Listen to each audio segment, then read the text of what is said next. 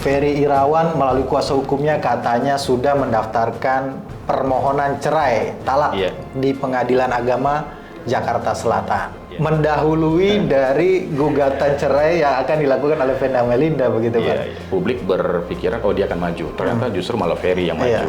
Alasannya karena sudah tidak menghargai lagi harkat martabat dari Ferry sebagai suami. Kalau dia dari pihak seorang suami, maka dia harus punya kewajiban untuk memberikan nafkah idah. Nafkah idah dan nafkah dan mut'ah. Kan ada mediasi yang dimana pihak dari Ferry sendiri secara prinsipal pribadinya harus hadir. Misalkan Ferry-nya penangguhan penahanannya tidak dikabulkan. Ya, artinya dia akan menunjuk, mungkin memberikan surat kuasa istimewa.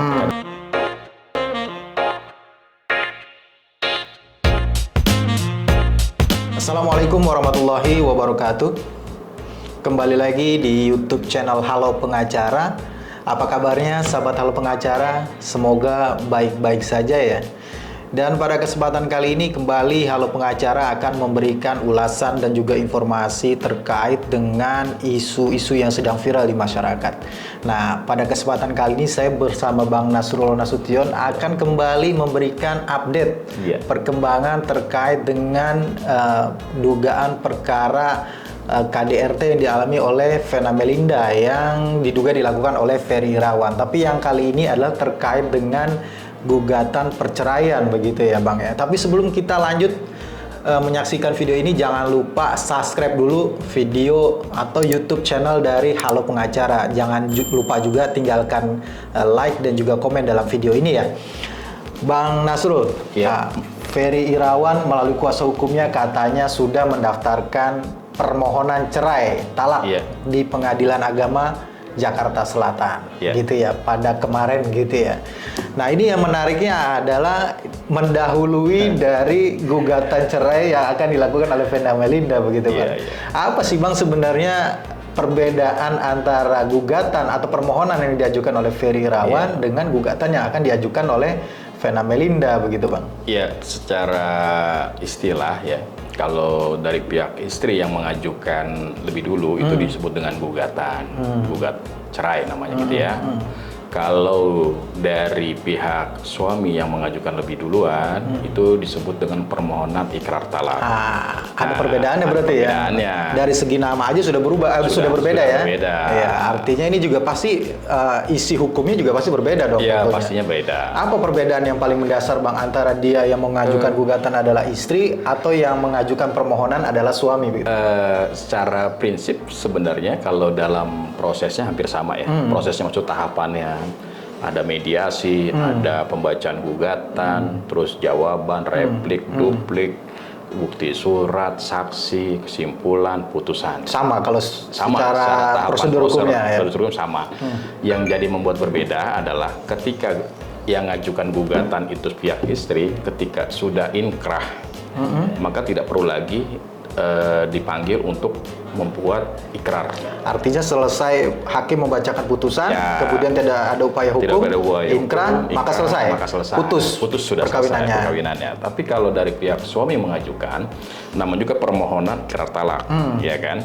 Ketika sudah putus, tidak ada upaya hukum, artinya sudah inkrah, maka akan dipanggil sekali lagi untuk mengucapkan ikrar talak di depan majelis hakim. Di depan majelis hakim. Berarti tahapannya adalah setelah nanti ada putusan atas permohonan Ferry, nanti akan ada namanya sidang ikrar talak, begitu ya. Nah, selain daripada prosesnya yang plus ada sidang ikrar talak bagi pemohonnya adalah suami, apakah ada hal lain terkait dengan kewajiban-kewajiban Bang, misalkan? Ya, kewajibannya ada ya. Kalau dia dari pihak seorang suami, maka dia harus punya kewajiban untuk memberikan nafkah idah. Nafkah idah? Dan nafkah dan mut'ah. Mut'ah gitu ya. Hadiah lah ya. Hadiah lah ya. Ini yang wajib yang diberikan ya. Yang wajib diberikan. Kalau yang mengajukan adalah istri, berarti tidak ada kewajiban. Iya, tidak ada kewajiban. Meskipun ya berhak aja bagi suami kalau mau ngasih begitu ya. Tapi tidak ada kewajiban secara undang-undang begitu untuk memberikan ya Bang.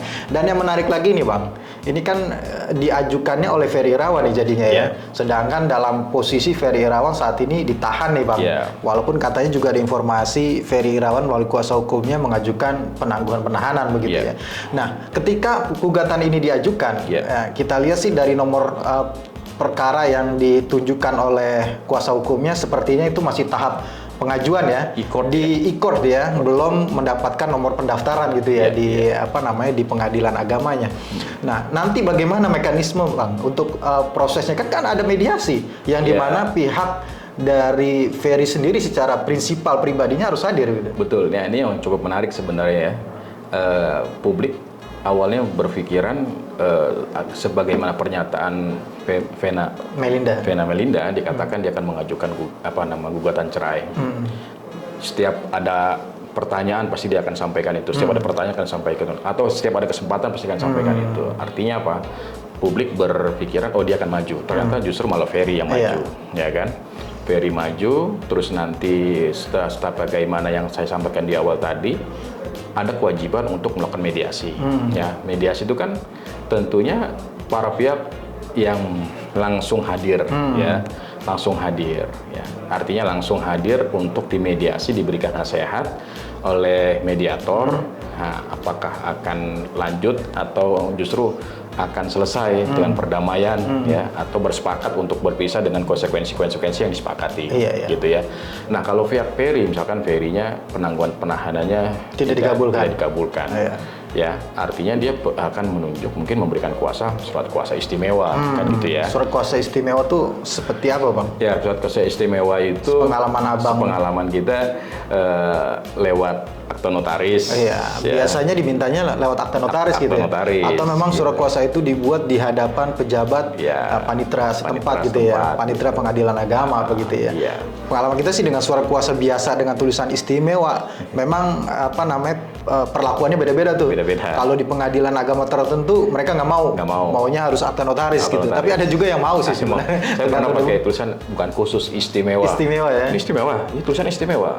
Terima juga gitu. Tapi ada juga ini nggak bisa ya. Istimewa itu harus notaril gitu. Ya udah notaril. Ya, istimewa dimungkinkan ya karena Ferry memang secara punya alasan ya untuk tidak dapat hadir karena ditahan begitu ya, Bang ya. Ya, yang menarik juga sebenarnya gini, Bang, ketika mediasi ditentukan jadwalnya kan nggak langsung hari itu juga harus mediasi. Ada waktu yang kalau tidak salah 30 hari kalau nggak salah. 30 atau 40 hari ya? 30 kalau tidak salah. 30 hari ya kalau tidak salah, sekitar 30 hari itu diberikan waktu untuk mediasi. Dan dapat diperpanjang. Artinya itu bisa dimaksimalkan.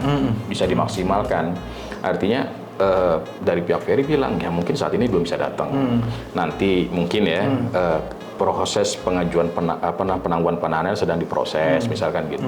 Jadi dimaksimalkan dan mudah-mudahan dengan maksimalnya proses mediasi itu ada kabar baik di antara mereka lah. Iya, gitu. Kabar baiknya itu kan bisa jadi memang ya bisa dimungkinkan mereka akan rujuk kembali atau memang disepakati bahwa penyelesaian perceraian itu dilakukan atau dilaksanakan secara baik-baik gitu ya. Karena seperti Abang bilang itu datang bertemu menikah dengan baik-baik kemudian berpisah pun dengan baik-baik begitu itu harapannya.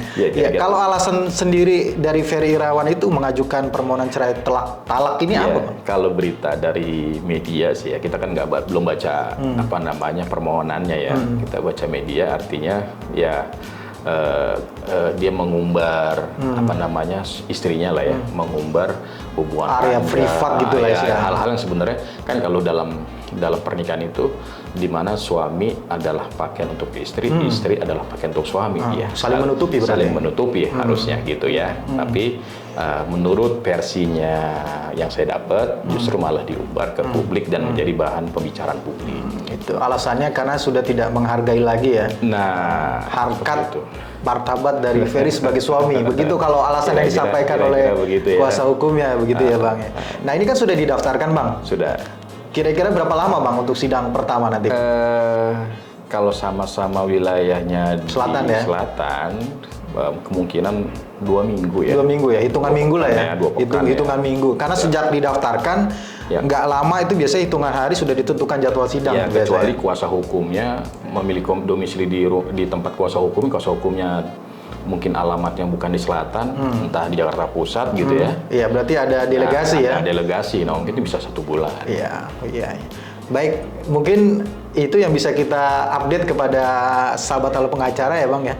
Gimana juga nanti di dalam podcast kita kali ini tuh ada informasi yang mencerahkan gitu, Bang.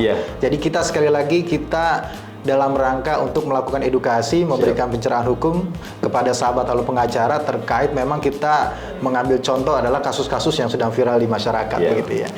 Makasih Bang Nasrul atas waktunya. Sama-sama, Bang. Makasih sahabat Halo Pengacara yang telah menyaksikan video ini sampai dengan selesai. Jangan lupa terus dukung Halo Pengacara dengan memberikan like, comment, share dan juga subscribe YouTube channel Halo Pengacara. Dan jangan lupa nyalakan lonceng supaya tidak ketinggalan update ulasan dari Halo Pengacara terkait dengan isu-isu yang sedang viral di masyarakat.